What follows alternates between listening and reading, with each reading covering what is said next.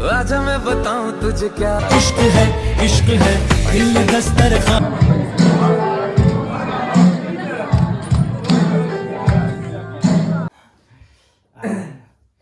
Hi everyone, welcome to new video new vlog. और आज का जो वीडियो है वो आपके साथ मैं एक्सपीरियंस शेयर कर रहा हूँ, क्योंकि मैं इस जो सिटी में रहता हूँ वहाँ पे बहुत दिनों से मैं अकेला ही रह रहा था। अभी एक और इंडियन आ गया और वो भी कंसल्टेंसी के थ्रू आया है। ऑब्वियसली मतलब ऐसे कंसल्टेंसी का नाम नहीं बता सकते, लेकिन उसका जो एक्सपीरियंस है वो भी हाउस बिल्डिंग करने के लिए आया है।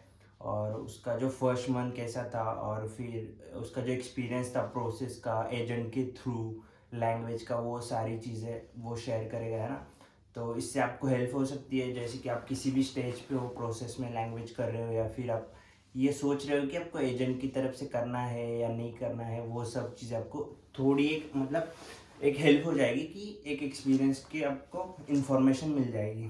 सो ये है राहुल। और अभी मैं इससे मतलब आई थिंक 20 डेज हो गए होंगे ना, तो हम लोग मिले। और बस ऐसे ही उसने कैसे किया, मैंने उससे बात भी वगैरह की और फिर उसको बोला कि हम लोग एक्सपीरियंस शेयर कर सकते हैं ये सब, तो उसने हाँ बोली। So thank you so much. Most welcome. तो मतलब ऐसे नॉर्मली जो इन्फॉर्मेशन है वो आप शेयर कर सकते हो, जैसे कि आप कहाँ से हो वगैरह। अभी जैसे कि मेरा जो बॉन्ड है वो मैं मथुरा का हूँ, और बट मैं फॉर लाइक मेरे फादर बीएसएफ में, तो मैं बहुत सारी स्टेट्स में जा रहा हूँ, बट बेसिकली अभी लास्ट फॉर 8-9 ईयर्स मैं दिल्ली में ही रह रहा हूँ। और अभी मैंने जब लैंग्वेज स्टार्ट करी थी ऐसे 2 साल पहले, तो मुझे हाउस बिल्डिंग के बारे में नहीं पता। जब मैंने पर A2 अपना खत्म कर लिया था, जब मैं B1 में एंटर किया था, तो मेरा एक दोस्त था जॉनी, उसने मेरे को इसके बारे में बताया था। तो उसके बाद फिर मैंने थोड़ा सा रिसर्च किया, फिर मैंने इसको ट्राई किया कि मैं खुद से करके देखता हूँ। मैंने काफ़ी दिनों तक मतलब लाइक ऐसे मैं अपना इंटरव्यू वगैरह के लिए या फिर किसी से मेल्स वगैरह करता रहा बहुत सारी कंपनीज को, बट मेरे को ऐसा कोई ऐसा रिस्पॉन्स नहीं मिल रहा था। फिर मेरे को पता चला कि इससे पहले मेरे को अपना B1 कंप्लीट कर लेना चाहिए, उसके बाद मैं इसमें ज़्यादा हाथ पैर मारूंगा। तो मैक्सिममली मेरे को अपना B1 कंप्लीट करने में 6 से 7 महीने लगे थे विद सर्टिफिकेशन। और कब मतलब कहाँ से किया था तुम? मैंने लैंग्वेज पेंशन से किया था। One of the best and finest institute है, मैं कह सकता हूँ इंडिया का। उससे ज़्यादा कोई भी स्टूडेंट्स होल्ड नहीं मतलब प्राइवेट गोएथे से नहीं किया था आपने, और प्राइवेट से किया? हाँ या ओके। और फिर क्या उसके बाद जब मेरा B1 कंप्लीट हो गया था सर्टिफिकेशन, उसके बाद फिर मैं ऐसे ऐसे खुद ही सर्च कर रहा था कि मैं खुद से कर सकता हूँ कि नहीं कर सकता हूँ। बट फिर मुझे पता चला कि ये बहुत ज़्यादा टफ होता जा रहा है और मेरा टाइम जो है वो निकलता जा रहा है। तो फिर मैंने क्या किया, मैंने एक कंसल्टेंसी के थ्रू आने का वो किया, प्लान किया। ओके। सो जैसे कि मैंने जैसे लास्ट वीडियो बनाया था कि आपको अगर एक डाउट आता है कि खुद से अप्लाई करने के बाद नहीं हो रहा है और आपके पास लैंग्वेज हो चुकी है आपकी, तो फिर आप एजेंट की हेल्प ले सकते हो, या फिर आपका जो फाइनेंशियल बैकग्राउंड उतना स्ट्रांग है कि आप एजेंट के थ्रू आ सकते हो, तो ऐसा है तो आप ले सकते हो, जैसे मैंने उस वीडियो में बताया था। तो हाँ, मेरा भी मानना यही है कि अगर आपके पास बेसिकली टाइम कम है और आप इसको ज़्यादा टाइम नहीं दे पा रहे हो, क्योंकि और ना आपको इसकी ज़्यादा इतनी ज़्यादा नॉलेज है। जैसे मेरे को करीब करीब इसकी नॉलेज 4-5 महीने से थी। चार भी नहीं, मे भी शायद 4 महीने से मेरे को इसकी नॉलेज थी। बट मेरे को ऐसा लग रहा था मैं ज़्यादा टाइम दे रहा हूँ इसको और मेरे को रिस्पॉन्स नहीं मिल रहा है।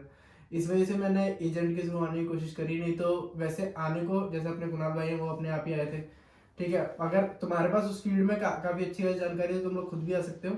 बाकी ज़्यादा मतलब कि मैं अपना टाइम ज़्यादा वेस्ट नहीं कर रहा था, कि मुझे ऐसा लग रहा था कि मैं लेट हो रहा हूँ हर दिन इस वजह से, क्योंकि मेरे पास एज सच इंडिया में करने के लिए कुछ और नहीं था। मैंने जॉब भी स्टार्ट करी थी, बट उसका मेरे को इतना मतलब वो मेरा गोल नहीं था बेसिकली, इस वजह से मैं जर्मनी मेरा गोल था।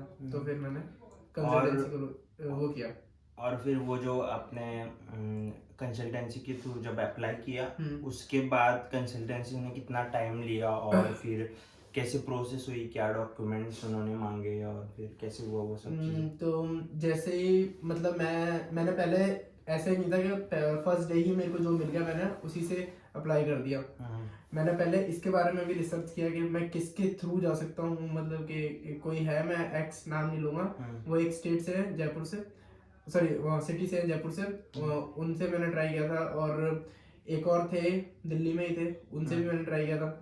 बट ये सब करने के बाद फिर मेरे को एक अच्छा फीडबैक भी मिला था और खुद से मैंने देखा था, और वो मतलब मेरे थोड़े से नोन भी थे, तो मेरे को इस वजह से मैंने उनके थ्रू किया। और मतलब पहले रजिस्ट्रेशन के बाद सारे डॉक्यूमेंट सबमिट होते हैं, उसके बाद तुम्हारी नेक्स्ट इंस्टॉलमेंट जाती है, मतलब कि तुम्हारा बेसिकली इंटरव्यू वगैरह जो भी होता है वो कंडक्ट होता है। उसके बाद फिर तुम्हारा कॉन्ट्रैक्ट आता है, फिर वो तुम अपना कॉन्ट्रैक्ट साइन करके देते हो हम लोगों को। और उन लोगों ने पैसे कॉन्ट्रैक्ट लेने के पहले ही सब ले लिए थे? नहीं, सब कुछ बेसिकली अभी क्या है, ये लोग क्योंकि अगर मैं भी एक कंसल्टेंट हूँ, तो अगर मैं सामने वाले से सारे पैसे मांगूंगा तो मुझे भी अच्छा नहीं लगेगा। और अगर एक कस्टमर हूँ और सामने कोई एजेंट है मेरे, मैं उसको सारे पैसे देने में डरूंगा भी, तो वो इंस्टॉलमेंट्स में लेते हैं। तो ऐसा ही हुआ था मेरे साथ भी, तो मैंने इंस्टॉलमेंट में रुपए दिए थे। मेरे जो लास्ट जो इंस्टॉलमेंट थी, वो जब मेरा वीजा आ गया था, मेरी फ्लाइट टिकट आ गई थी, मैंने तब उनको दिया था। अच्छा।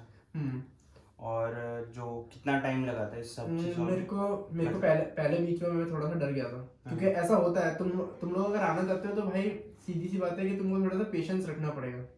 क्योंकि ऐसा नहीं होता कि तुम आज अप्लाई करोगे और तुमको 10 दिन बाद 15 दिन बाद सब कुछ मिल जाएगा, नहीं होता ऐसा। तुमको थोड़ा सा पेशेंस रखना पड़ेगा। मेरे को 3 महीने लग गए थे, ठीक है, जो कि मैं देख रहा था कि 3 से 4 महीने मेरे को लग गए थे। 3 से 4 महीने के बीच का टाइम था मेरा, इतना मेरे को लग गया था। और मैं उस टाइम में भी ये सोच रहा था कि यार मुझे बहुत ज़्यादा टाइम लग गया। बट फिर मैं जब दूसरों से एक्सपीरियंस पूछता था जो कि कंसल्टेंसी के थ्रू जा रहे हैं, तो वो बोलते थे भाई मेरे को 6 महीने लग गए, मेरे को 8 महीने लग गए। तो मेरे को एक तरफ ये भी लगता था कि हाँ मैं शायद सही टाइम पे आ गया और इतना ज़्यादा लेट नहीं हुआ। बट ये है कि जब तुम सब कुछ पे कर देते हो, तुम तैयार हो, तुम्हारा इंटरव्यू वगैरह सब कुछ हो गया, उसके बाद फिर तुम्हें एक दिन का वेट रहता है बेसिकली कि यार कब आएगा मेरा वो दिन, कब आएगा वो मेरा दिन। यही था। तो ऐसा होता है कि मोस्टली लोगों को पेशेंस नहीं होता। हमको ऐसा लगता है कि हम लोगों ने एजेंट के पैसे दे दिए हैं तो फिर कितना टाइम लगेगा, अगर 2-3 महीने तक कॉन्ट्रैक्ट नहीं आता है तो फिर हम लोग डर जाते हैं। जैसे कि इसका भी हुआ था कि हमको ऐसा लगता है कि हमको कॉन्ट्रैक्ट नहीं मिलेगा या फिर इस इनटेक में नहीं होगा, तो क्या चीज़ें होती है। तो ऐसी सारी चीज़ों पहले पूछ लो, आप कंसल्टेंसी के साथ डिस्कस कर लो कि कितना टाइम लगेगा और आपके जो पैसे आपको कब देने, जो भी फीस है आपकी इंस्टॉलमेंट में कैसी देनी है। आपको ये भी ध्यान रखना है कि आपको सारे पैसे पहले ही नहीं देने, कॉन्ट्रैक्ट आने के बाद, या फिर मतलब ऐसे इंस्टॉलमेंट में पैसे दोगे तो फिर आपको भी एक सिक्योरिटी रहती है, आप थोड़ा सेफ जोन में चले जाओगे कि कॉन्ट्रैक्ट आ गया, आप थोड़े पैसे दे दे, फिर वीज़ा लगने के बाद थोड़े पैसे दे दे, तो ऐसे सारी चीज़ें होगी तो आपको भी एक थोड़ा सा सेफ फील होता है।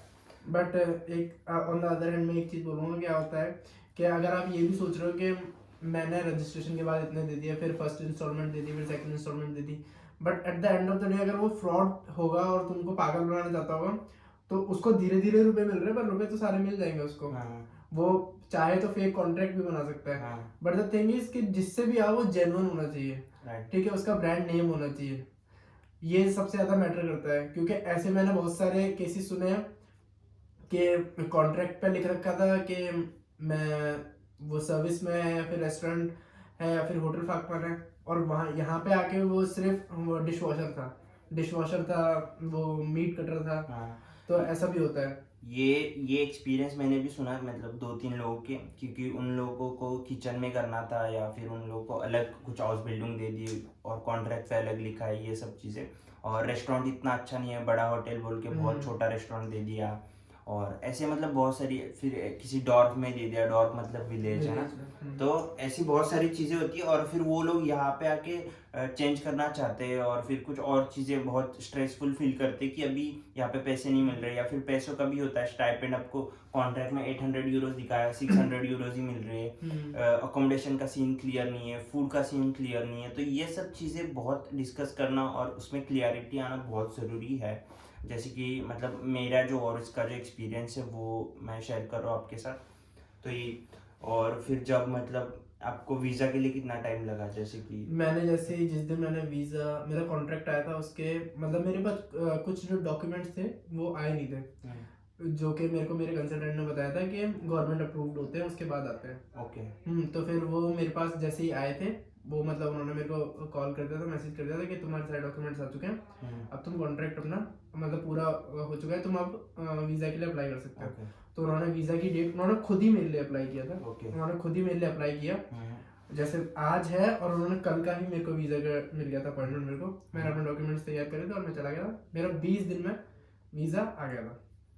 तो ऐसे मतलब अगर किसी की हेल्प ले रहे हो तो चीज़ें जल्दी भी हो जाती है, क्योंकि जैसे कि मैंने खुद अप्लाई किया था तो मुझे 2 महीने लगे थे वीज़ा के अपॉइंटमेंट बुक करके फिर वीज़ा आने में ना। तो इसका तो 20 दिन में वीज़ा आ गया था। तो ऐसी बहुत सारी चीज़ें होती है, अगर आप किसी की हेल्प ले रहे हो तो ऑब्वियसली इसने पैसे दिए थे इसलिए चीज़ें जल्दी हो गई। लेकिन फिर उसमें भी सही है ना, मतलब कुछ गलत नहीं है, क्योंकि इसके पास उतना था बैकग्राउंड कि वो दे सकता था, इसलिए वो चीज़ें उसके लिए जल्दी हो गई। तो अगर आप ऐसा नहीं खुद से अप्लाई करने बहुत टाइम लग जाता है, अगर आपके पास पेशेंस है तो आप पैसे भी बचा सकते हो, जैसे कि पैसे देने की जरूरत नहीं आपको वीज़ा के लिए वगैरह ये सब चीज़ें। तो अभी ये प्रोसेस का है वो बहुत ही आपको मतलब सबका आई थिंक सेम ही होता है, यही प्रोसेस होता है। आप एजेंट के पास जाओ या खुद से अप्लाई करो, आपका कॉन्ट्रैक्ट आने के बाद आप वीज़ा अप्लाई करते हो और आपके सारे डॉक्यूमेंट्स। बट मैं अभी आज की टाइम पे जो देख रहा हूँ, जो भी है, कोई अपने आप से करने के लिए तैयार नहीं है। सब यही देखते हैं कि या तो मेरे पास कोई ऐसा बंदा है जो ऑलरेडी जर्मनी में है या फिर किसी भी कंट्री में है, तो मैं उसके थ्रू कोशिश करूँगा, या तो फिर वो एक ही चीज़ करता है कि मैं एजेंट के पास जाऊँगा, क्योंकि वो इतनी नॉलेज ग्रैब नहीं करना चाहता है बेसिकली, या फिर उसके पास इतनी नॉलेज है नहीं कि मैं कैसे कर सकता हूँ कैसे नहीं कर सकता हूँ। उसको ज़्यादा आसान तरीका एजेंट ही लगता है, क्योंकि एजेंट ये काम सालों से कर रहा है, जो भी कंसल्टेंसी है वो भी ये काम सालों से कर रही है, तो उसको पता है कि नेक्स्ट स्टेप क्या होगा, नेक्स्ट स्टेप क्या होगा, और यही सब चीज़ें लोग लैक करते हैं, जो कि मैं भी कर रहा था। क्योंकि जब मैं मेल करता था, मैं उनके मेल का रिवर्ट का वेट करता था, फिर उनका जब मेल आता था मैं उस पर रिवर्ट करता था, और फिर वो लोग बेसिकली मेल नहीं करते थे, तो मेरे शायद करने का तरीका गलत था, उन लोग को वो तरीका पता था। यही सारी चीज़ें घूम फिर के आती हैं कि अगर तुम्हारे पास नॉलेज है तो तुम कर सकते हो।